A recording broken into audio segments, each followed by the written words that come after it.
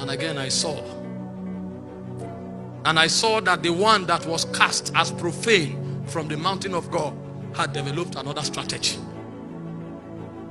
And I was troubled in my spirit. I said, why does the devil always have a way of countering so many things God does in order to have a harvest?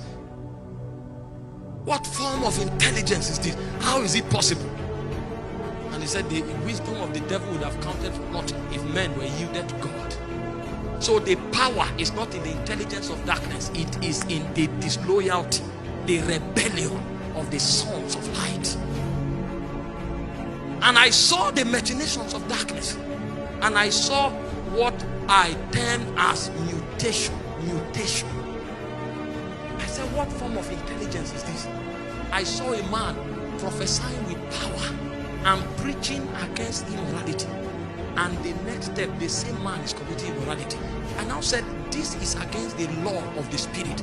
Light and darkness cannot cohabit. What form of wisdom is this? So the devil is not fighting the man who is hungry for God. The devil just wants to create an occasion where the man can add darkness to light. And he calls it mutation. And that is the first that will disqualify the army of God. Because you are neither hot nor cold, I will spit you out of my mouth. So it is not even the devil that will disqualify you. God will reject you. Because you are a combination of light and darkness. The first healing tonight will begin from the soul. Because it's corruption. That he quoted the scripture. I say in the land of Zabulon, in the land of Naphtali, by the way of the sea beyond Jordan, Galilee of the Gentile, the people that sat in darkness. That's what it means. More than 80% of the young preachers are compromised. We know what to do to move fire, and we also know how to perfect secrets that are detestable before the Holy One of Israel. Mutation. So at the end of the day, when the roll is called, many will not be there. This is what makes men come to the Lord and they say, away from me, you workers of iniquity. They know how to combine light and darkness.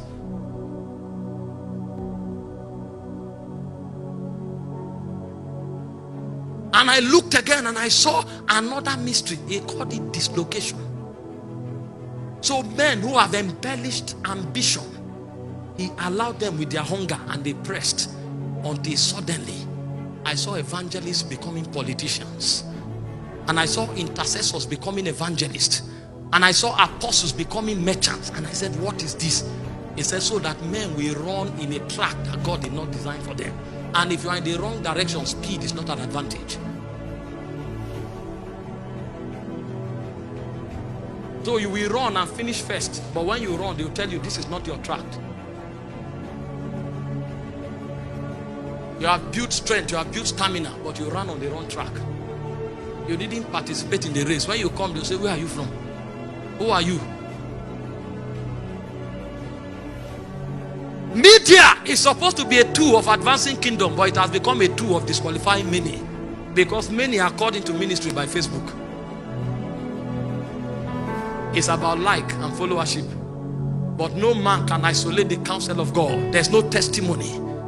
We are quoting men, quoting their rhymes. A man can score your message, but he doesn't have the life that the message communicates. Darkness. I said, why did the fathers get it right? He said, because they only did what God told them.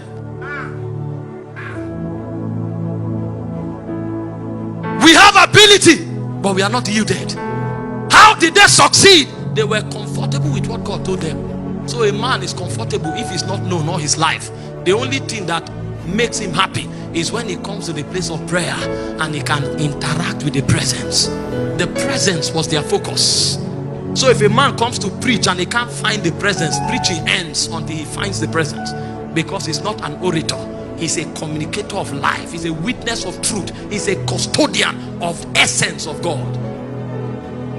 We are not concerned about matters of the spirit. We are concerned about earthly and mundane things.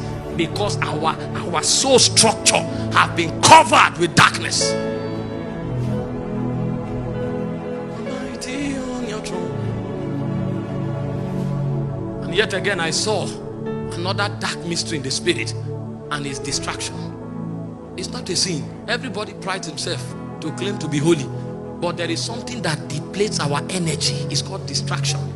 So the guy prays in tongues for 4 hours. He diffuses it in 10 minutes. And then he follows a cycle. He takes 1 step forward, he takes 3 steps backward. He takes 1 step forward, he takes 3 steps backward. By the time he runs for 1 year, he is many miles behind where he started from. And then he thinks he's running, but he's actually going through a cycle that takes him backward. So by the time we become old, we'll realize that we didn't make progress.